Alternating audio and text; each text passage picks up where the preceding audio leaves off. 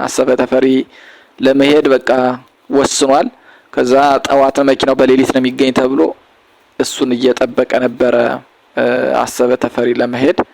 ከዛ በኋላ አጋጣሚ ደክሞት እንቅልፍ ጥሎት ስለነበር መኪናው አልፎታልና ወይኔ ምናምን ብሎ አዘነና በቃ እዛ ከቀረሁማ እንግዲህ እስኪ ለመጨረሻ ጊዜ ዛሬም ደግሞ ድሌን ሞክሬ ነገ ሄዳለሁ ብሎ ወደ አቡነ ጎርጎርዮስ ሄደ ማለት ነውና በጣም ብዙ ህዝብ በተሰበሰበበት አቡነ ጎርጎርዮስ ድንገት አይናቸውን ወደ ናሙሽ ላኩ ማለት ነው።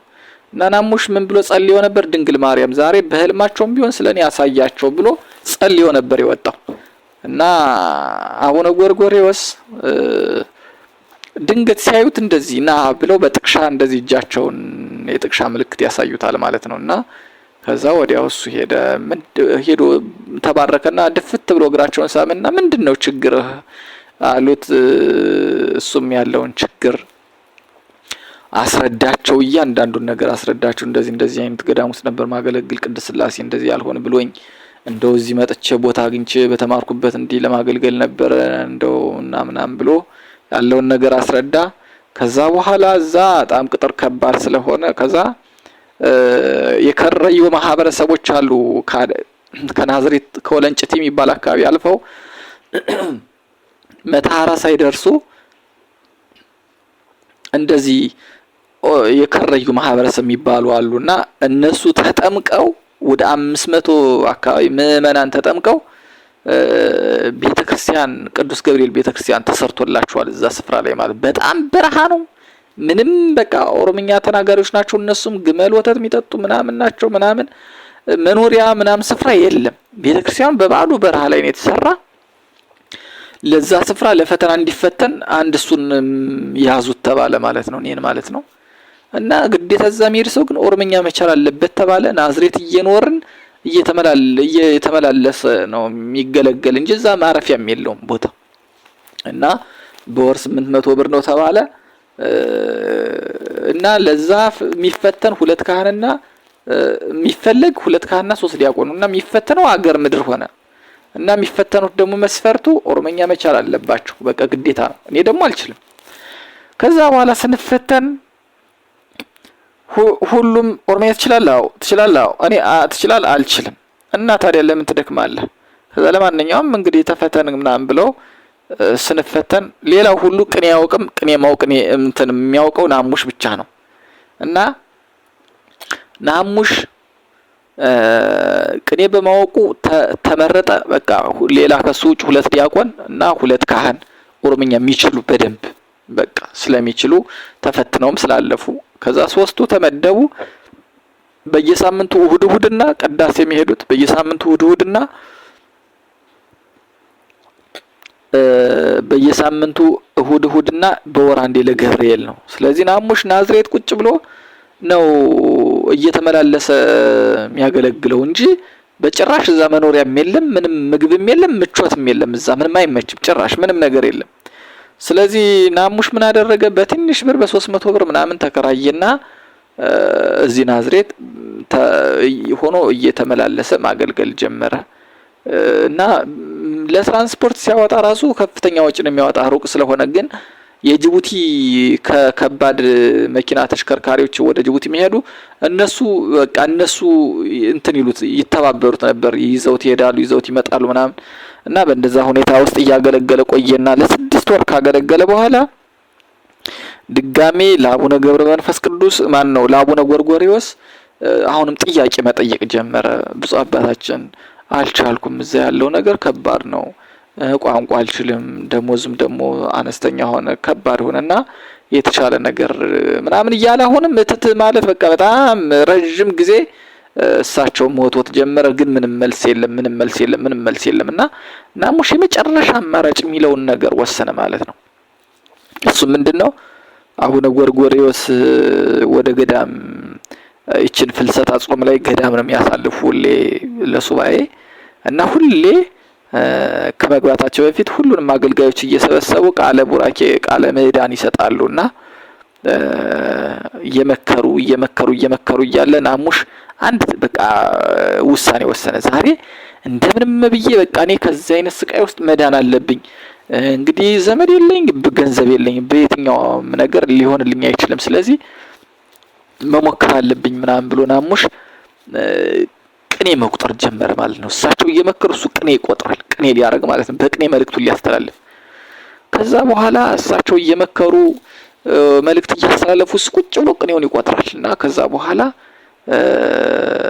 እዛ ምስራቅ ሸዋ ሀገረ ስብከት ላይ ዲያቆናት ምናምን በሸሚዝ በቲሸርት በሱሪ የሚንቀሳቀሱ ጋቢ ነጠላ ምናምን የሚባል ነገር አይታወቅም ካህናት ካልሆኑ በስተቀር ማለት ነውና በቃ ቅኔ እየቆጠረ ገና ጣነ ሞገር እንኳን ሳይጨርስ ሳይሞላው ገና ዋዜማ ላይ እንደደረሰ እሳቸው በሉ ተባረኩ እግዚአብሔር ይባርካችሁ ብለው ቡራኪያቸውን ምክራቸውን ጨረሱበት። ስለዚህ ናሙሽ ያለው አማራጭ ባይጨርሰው እስከ መጨረሻውን ባያረገው በቃ እስከ ዋዜማ ባለው ማለት አለብኝ ብሎ ወሰነ ማለት ነው። ከዛ በኋላ በሉ ሂዱ እግዚአብሔር ይባርካችሁ ብለው ሁሉንም ከዲቁና እስከ ልቅና እንዳለ አገር ህዝብ ነው እሱን ሸኙ ሂዱ ብለው ሲሸኙ እኔ አንድ አባት ነበሩ ወጣ ካልኩ በኋላ ከዛ ወደ እሳቸው እንዲገቡና እንዲወጡ የሚያደርጉ ሰዎች አሉ። ከዛ አንድ አባት ነበሩ እንትና ናሙሽ ማለት ነው። አባ ካላቸው በኋላ እሱን ጋቢ ይልቀቁልኝ ይስጡኝማ ምናምን ይላቸዋል። ከዛ ጋቢውን ይሰጡት። ምንድነው ልጅ ምንድነው አይስጡኝ ማፈልጊው ነው ስጡኝ ምናምን ይላል። ከዛ ጋቢውን ከሰጡት በኋላ ይቀበልና ትምህርተ መስቀል ይላበስና ፊት ለፊት ላይ ያሉ ወደ አባታችን ማያሳልፉ ሰዎች አሉ ማለት በተራ እንትን የሚሉ እነሱን ገፈታትሮ በኃይል በቃ ገብቶ ከዛ ወደ ተመለስ እያሉ እነሱ ሲከተሉት አቡነ ጎርጎርዮስ ደግሞ የቅድስት ሥላሴ የናዝሬት ሥላሴ ሰበካ ጉባኤዎችን ቁጭ ብለው እያወያዩ እያሉ በመሃል እሱ ወደ እሳቸው እየተንደረደረ እየሄደ ነው። እነዚህ ደግሞ ከኋላ እያሳደዱት ነው። ልክ እስራኤላውያን ከግብጽ ሲወጡ ፈርዖን ከኋላ እንደሚያስጨንቃቸው ደግሞ ፊት ለፊታቸው የኤርትራ ባህር እንደተዘረጋ ልክ እንደዛ ነው የሆነበት ለናሙሽ ማለት ነው። እንደ ኤርትራ ባህር አባታችን ብፁዕ አባታችን እንደ ፈርዖን ደግሞ እነዛ ተመለስ የሚሉት በዛ መሃል ላይ እሱ በቃ አባታችንም ጋር ሳይደርስ እነዛም ሳይነኩ ሳይዙት በመሃል ላይ ቅኔውን ጀመረ ማለት ነው። ቅኔውም እንደዚህ ይል ነበረ። ኦ አምላክ ጎርጎርዮስ አልዕለኒ ይእዜ ወእስከ ማይዜ ይህሉ አነኬ ማእከለ ጽኖት ትካዜ ህየንተ ኩሉ ሬኒ ከመዘ ኢያምር ምንተ ጎርጎርዮስ አምላከ ናዝሬት አንሳኒ ሊተ በከመ አንሳይከ ቅድመ እምዜሩ አላዛርኻ ምውተ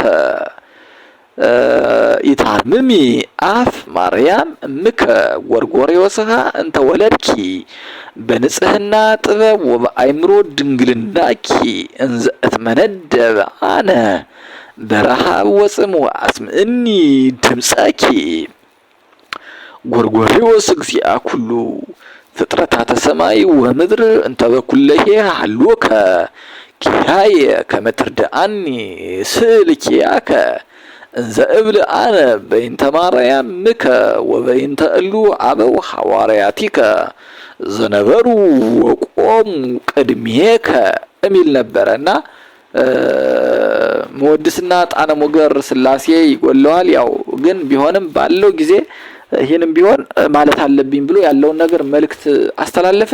ከዛ በኋላ ተሰናብቶ የነበረው ማህበረ ካህናቱ በሙሉ ይህን ክስተት ሲያይ ተመልሶ እንደገና አሰፍስፎ መጣ ማለት ነው ሁሉም እና እንደዚህ ናሙሽ እንትን ሲል ሁሉም አፍጠጦ ያየው ነበር። ከዛ አቡነ ጎርጎርዮስም በቃ ለቅኔ ክብር ስላላቸው በቃ እነዛን የሚያወያዩአቸውን የሰበካ ጉባኤዎች ትተው ብድግ ብለው ቅኔውን ወዲያና ወዲህ እያሉ ጭራቸውን በጣታቸው አስገብተው እየወዘወዙ ቅኔውን በደንብ በሚገባ አስጨረሱትና እንደጨረሰ ናሙሽ ስሜታዊ ሆኖ ጋቢውን ተሸፋፍኖ ቁጭ አለ ባለበት ማለት ነው በጣም እና ከዛ በኋላ ና እስኪ ና አሉትና ከዛ እነዛ ለአንድ ቀን እንኳን ቸክ አድርገውት ማያውቁት አንቺ ሊቅ እየጠሩሽ ነው ምናምን አይነት ብለው ሲጣሩ ነበርና ከዛ በኋላ ወደ እሳቸው ከሄደ በኋላ አቡነ ጎርጎርዮስ ድጋሚ አሁን ምንድነው ችግርህ አሉት። ቁጭ ብለው እንደዚህ ወደ ላይ እያዩት አባታችን እኔ እንግዲህ በሚገባውትም በማይገባውትም ቋንቋ ተናግሬ ያለው እኔ በጣም ብዙ ችግር ላይ ነኝ። ስለዚህ ለችግሬ መፍትሄ ይስጡኝ ምናምን አለ። እሺ ደናደር ብለው ነገና በቃ ብለው መስቀል አሳልመው ምናምን ሸኙት። እሱም በቃ በስሜታዊነት ጋቢውን ራሱ ማን እንደሰጠው አያስታውስምና ተከትለው እሳቸው ናቸው ባለ ጋቢው የተቀበሉት። ከዛ